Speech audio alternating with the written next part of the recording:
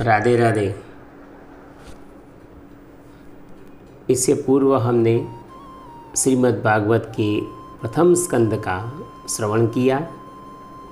इसमें आप सभी का साथ रहा और भगवान की इच्छा से सभी ने साथ मिलकर इसका श्रवण किया, क्योंकि श्रीमद् भागवत सुनना और कहना ये भगवान की इच्छा अनुसार ही होता है। हम सब बहुत ही बड़े सद्भागी हैं कि हम इस श्रीमद् भागवत का कथन और श्रवण एक साथ मिलकर कर रहे हैं। उन भगवान श्री कृष्ण के चरणों में हम सबका प्रणाम है। इससे पूर्व के अध्याय में हमने देखा था कि प्रथम स्कंद का 19वां अध्याय कि जिसमें परीक्षित ने कैसे अनशन व्रत ले लिया और वहाँ पर श्री सुखदेव जी का आगमन हो गया। परीक्षित को ये पता चल गया था कि उनकी आयु अब केवल 7 दिन की ही है, तो उन्होंने समग्र प्रकार की आसक्तियों को त्याग दिया और वन में चले गए और गंगा नदी के तट पर बैठकर उन्होंने वहाँ पर उपस्थित हुए ऋषियों एवं देवताओं का पूजन एवं सत्कार किया। और देखते देखते वहाँ पर व्यास नंदन श्री सुखदेव जी वहाँ पर पधारे।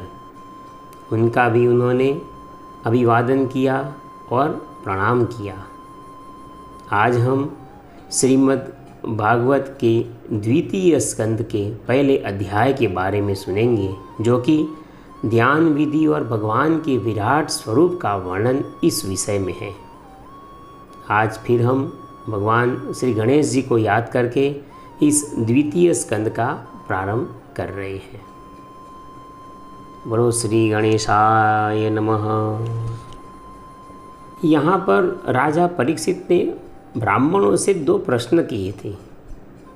पहला प्रश्न ये था कि जीव को सदा सर्वदा क्या करना चाहिए, और दूसरा प्रश्न था कि जो मरने वाला है उसका कर्तव्य क्या है।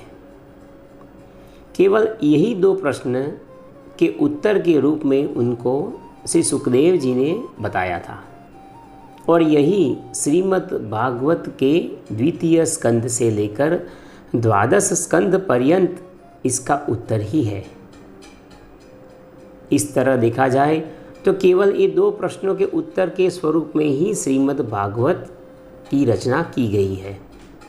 इसी में ही सारा जीवन कैसे व्यतीत करते हैं, जीव को किसकी उपासना करनी चाहिए और इससे पूर्व ये सृष्टि कैसी थी, ये समग्र प्रकार की विशेषताएं और भगवान की लीलाओं के विषय में श्रीमद् भागवत में लिखा गया है। भगवान के विषय में ध्यान विधि और भगवान के विराट स्वरूप का जो वर्णन है, इस विषय में श्री सुखदेव जी कहते हैं। श्री सुखदेव जी कहते हैं कि परीक्षित, लोकहित के लिए तुमने जो ये प्रश्न किया है वह बड़ा ही उत्तम है, क्योंकि मनुष्य के लिए जितनी भी बातें सुनने और स्मरण करने के लिए है या कीर्तन करने के लिए है, उन सब में यह श्रेष्ठ है। आत्मज्ञानी पुरुष ऐसे प्रश्न का बड़ा आदर करते हैं। हे राजेंद्र, जो गृहस्थ घर के काम धंधों में उलझे हुए हैं और अपने स्वरूप को नहीं जानते, उनके लिए हजारों बातें कहने, सुनने एवं सोचने की रहती है। उनकी सारी उम्र तो यूं ही बीत जाती है। उनकी रात नींद में या स्त्री प्रसंग से कटती है और दिन धन की हाय हाय या कुटुंबियों के भरण पोषण में समाप्त हो जाता है। संसार में जिन्हें अपना अत्यंत घनिष्ठ संबंधी कहा जाता है, वे स्त्री, पुत्र, स्त्री आदि कुछ नहीं है, असत है। परंतु जीव उनके मोह में ऐसा पागल हो जाता है कि रात दिन उसको मृत्यु का ग्रास होते देखकर भी वे चेतता नहीं है। इसलिए परीक्षित, जो अभय पद को प्राप्त करना चाहता है, उसे तो सर्वात्मा सर्वशक्तिमान भगवान श्री कृष्ण की लीलाओं का श्रवण, कीर्तन और स्मरण ही करना चाहिए। क्योंकि मनुष्य जन्म का तो इतना ही लाभ है कि चाहे जैसे भी हो, ज्ञान से हो, भक्ति से हो अथवा अपने धर्म की निष्ठा से हो, जीवन को ऐसा बना लिया जाए कि मृत्यु के समय भगवान की स्मृति अवश्य बनी रहे। परीक्षित, मैं तुम्हें ये बातें बता रहा हूँ क्योंकि द्वापर के अंत में इस भगवत स्वरूप अथवा वेद तुल्य श्रीमद् भागवत नाम के महापुराण का अपने पिता श्री कृष्ण द्वैपायन से मैंने अध्ययन किया था। राजर्षि, मेरी निर्गुण स्वरूप परमात्मा में पूर्ण निष्ठा है, फिर भी भगवान श्री कृष्ण की इन मधुर लीलाओं को सुनकर मेरे हृदय में उनकी ओर इतना आकर्षण हो गया कि मैं भगवान श्री कृष्ण की ओर बहुत ही आकर्षण के साथ जुड़ गया। यही कारण है कि मैंने इस पुराण का अध्ययन किया। तुम वही भगवान श्री कृष्ण के परम भक्त हो, इसलिए मैं तुम्हें इसे अवश्य सुनाऊंगा। इसीलिए कहा गया है कि जो भगवान के परम भक्त हैं, जो इसके प्रति श्रद्धा रखते हैं, उनकी शुद्ध बुद्धि, उनकी शुद्ध चित्तवृत्ति भगवान श्री कृष्ण के चरणों में अनन्य प्रेम के साथ बहुत ही शीघ्र लग जाती है।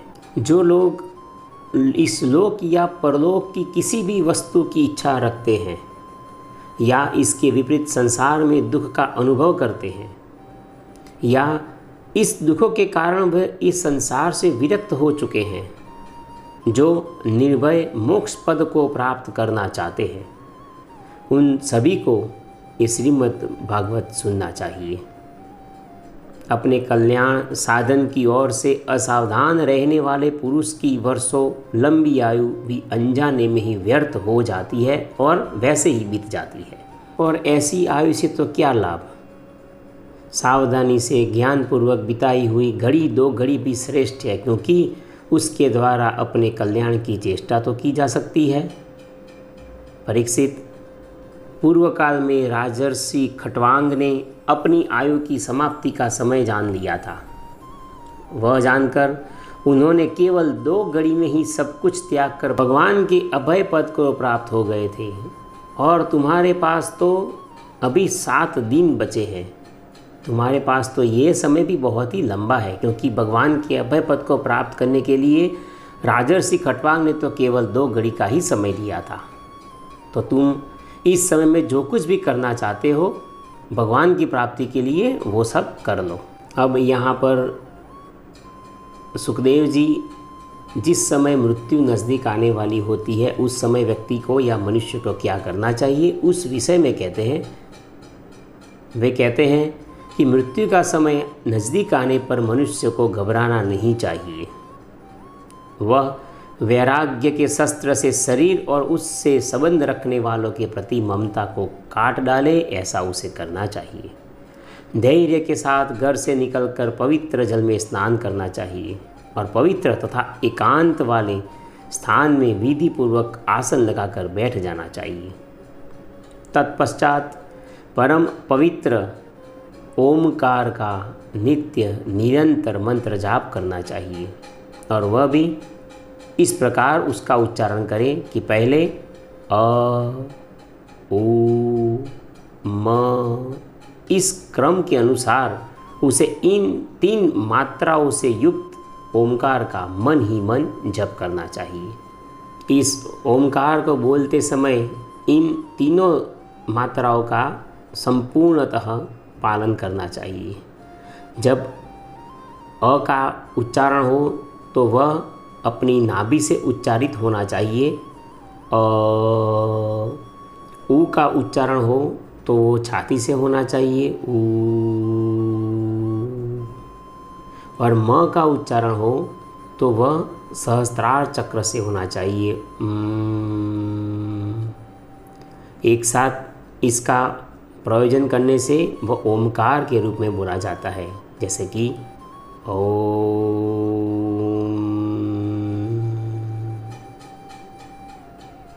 इस प्रकार ध्यान विधि के संदर्भ में श्री सुखदेव जी आगे बताते हैं।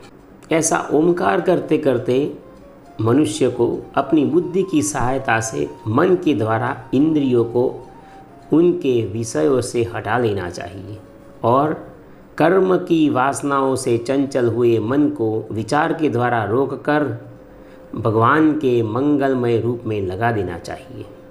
स्थिर चित्त से फिर भगवान के श्री विग्रह में और अनेक उनके अंगों का ध्यान करना चाहिए। इस प्रकार एक एक अंग का ध्यान करते करते विषय वासना से रहित मन को पूर्ण रूप से भगवान में ऐसा तल्लीन कर देना चाहिए कि विषय का चिंतन ही न रहे।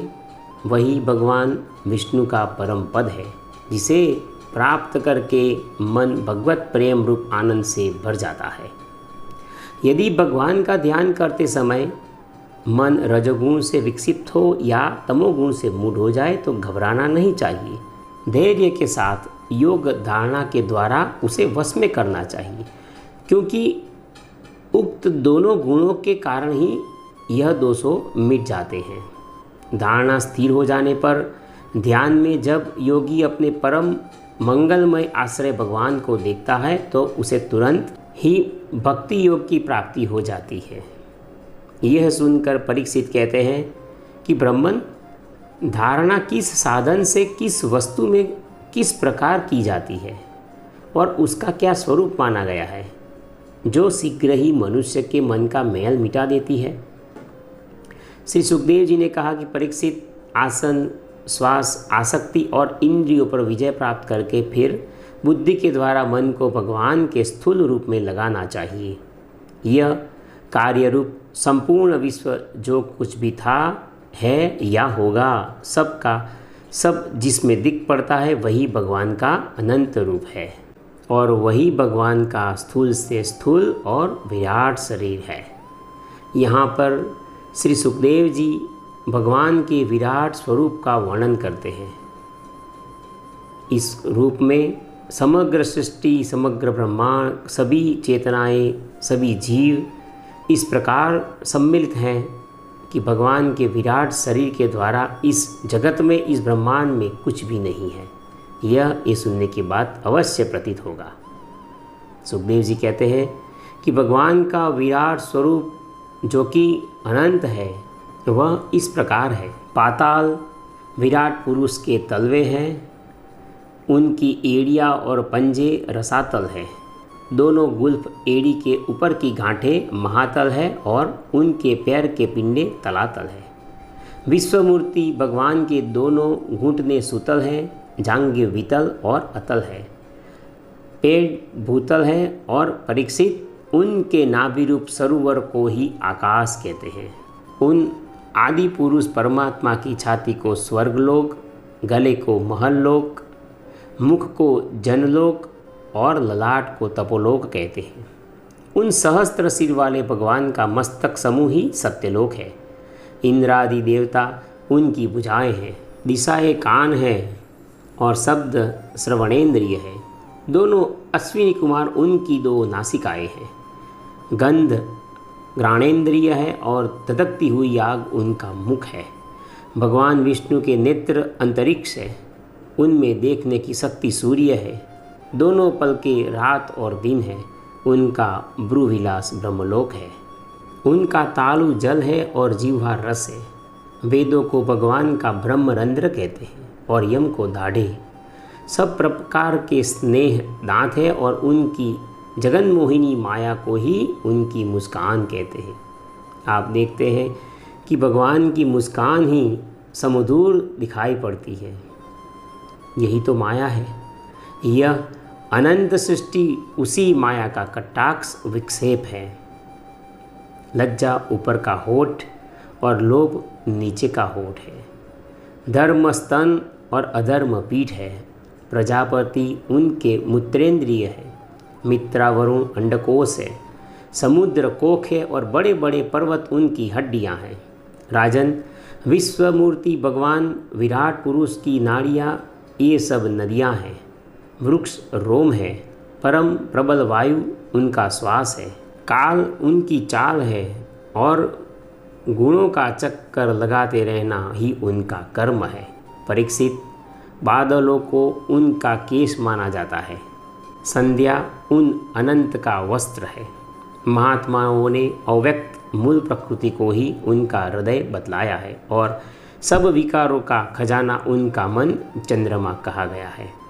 महतत्व को सर्वात्मा भगवान का चित्त कहते हैं और रुद्र उनके अहंकार है। घोड़े, खच्चर, ऊंट और हाथी उनके नख है। वन में रहने वाले सारे मृग और पशु उनके कटि प्रदेश में स्थित है। तरह तरह के पक्षी उनके अद्भुत रचना एवं कौशल है। स्वयंभू मनु उनकी बुद्धि है और मनु की संतान मनुष्य उनके निवास स्थान है। आपने ये सुना होगा कि हर एक शास्त्र में, हर एक पुराणों में लिखा हुआ है कि भगवान हर एक मनुष्य के हृदय में निवास करते हैं। यही तो विराट पुरुष की जो कल्पना की है और ये विराट पुरुष का जो दर्शन जिन्होंने किया है, उनके मुख से ही सुनकर या उसका अनुभव करके ही श्री सुखदेव जी यहाँ पर वर्णन करते हैं। इसीलिए उन्होंने कहा है कि मनु की संतान मनुष्य उनके निवास स्थान है। इसीलिए हर एक के हृदय में भगवान निवास करते हैं। गंधर्व, विद्याधर, चारण और अप्सराएं उनके षडज आदि स्वरों की स्मृति है। दैत्य उनके वीर्य हैं, ब्राह्मण उनका मुख है, क्षत्रिय उनकी भुजाएं हैं, वैश्य उनकी जंगाएं हैं और शूद्र उन विराट पुरुष के चरण हैं। विविध देवताओं के नाम से जो बड़े बड़े द्रव्यमय यज्ञ किए जाते हैं वे उनके कर्म हैं। हे परीक्षित, विराट भगवान के स्थूल शरीर का यही स्वरूप है जो मैंने तुम्हें सुना दिया। यहाँ पर श्री सुखदेव जी एक विराट स्वरूप में भगवान को कल्पित करते हुए उनके प्रत्येक अंग के बारे में उनको सुनाते हैं और हर एक प्रकार की कल्पना एवं धारणा के द्वारा परीक्षित को सुनाने का एवं समझाने का प्रयास करते हैं। परीक्षित को वे स्थूल शरीर से लेकर भगवान के विराट स्वरूप का दर्शन कैसा होता है, इस विषय में उनको सुनाकर परीक्षित को बड़ा आनंदित करते हैं। यहाँ पर श्रीमद् भागवत के दूसरे स्कंद का पहला अध्याय विराम लेता है। आप सभी से नम्र निवेदन है कि आप हमारे इस वीडियो को लाइक कीजिए और हमारी इस YouTube चैनल कथासुर को सब्सक्राइब कीजिए। राधे राधे।